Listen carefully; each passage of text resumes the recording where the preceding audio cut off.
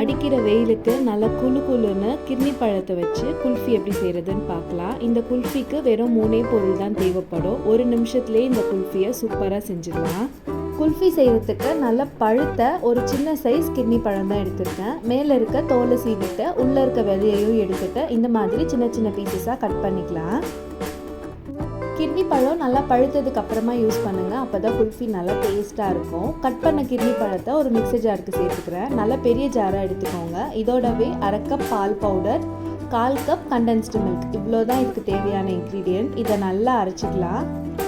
இது அப்படியே ஃப்ரிட்ஜில் ஒரு 1 மணி நேரம் வச்சுட்டு குடிச்சிங்கனாலும் டேஸ்ட் ரொம்ப சூப்பராக இருக்கும். இது கூடவே கொஞ்சமாக பாதாமையும் பிஸ்தாவையும் இடித்து சேர்த்துக்கிறேன். அப்போ இன்னும் நல்லா ரிச்சாக இருக்கும். நட் சேர்த்துட்டு நல்லா ஒரு டைம் மிக்ஸ் பண்ணிவிட்டு இப்போ நம்ம டம்ளரில் ஃபில் பண்ணிக்கலாம். 3/4 வாசி ஃபில் பண்ணிக்கோங்க. இந்த அளவுக்கு 4 குல்ஃபி கிடச்சிது எனக்கு. குல்ஃபி மோல்டு இருந்தால் நீங்கள் அதை யூஸ் பண்ணிக்கோங்க. எல்லாத்துக்கிட்டையும் குல்ஃபி மோல்டு இருக்காது. அதனால் நான் இன்றைக்கி டம்ளரில் இப்படி செஞ்சு காட்டுறேன். மேலே அலுமினியம் ஃபாயில் வச்சு கவர் பண்ணிக்கலாம். கண்டிப்பாக அலுமினியம் ஃபாயிலோ இல்லை பிளாஸ்டிக் கவரோ வச்சு கவர் பண்ணிக்கோங்க. இல்லாட்டி மேலே ஐஸ் கட்டியெல்லாம் அப்படியே ஃபார்ம் ஆகிடும் ஃப்ரீசரில் வைக்கும்போது.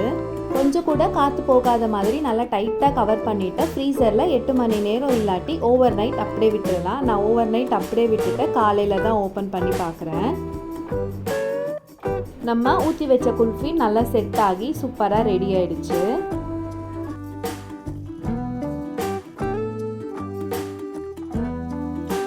இப்போ டம்ளர்லேருந்து குல்ஃபி எடுக்கிறதுக்காக ஒரு சின்ன கிண்ணத்தில் கொஞ்சமாக தண்ணி எடுத்துட்டு அது உள்ளே நான் டம்ளரை வச்சுக்கிறேன். ஒரு 10 செகண்ட் மட்டும் வச்சா போதும். ஐஸ்கிரீம் குச்சியை அது உள்ளே சொருவிட்டு ஒரு 10 செகண்ட் மட்டும் வச்சு எடுத்துக்கிறேன்.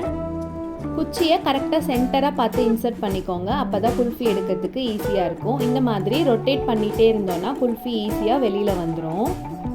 கண்டிப்பாக இந்த குல்ஃபி ரெசிபியை ட்ரை பண்ணி பார்த்துட்டு உங்களோட கமெண்ட்ஸை மறக்காமல் என்னோட ஷேர் பண்ணிக்கோங்க. இந்த வீடியோ பிடிச்சிருந்துச்சுன்னா லைக் பண்ணிவிட்டு உங்கள் ஃப்ரெண்ட்ஸ் அண்ட் ஃபேமிலியோடையும் நிறைய ஷேர் பண்ணிக்கோங்க. தேங்க்யூ.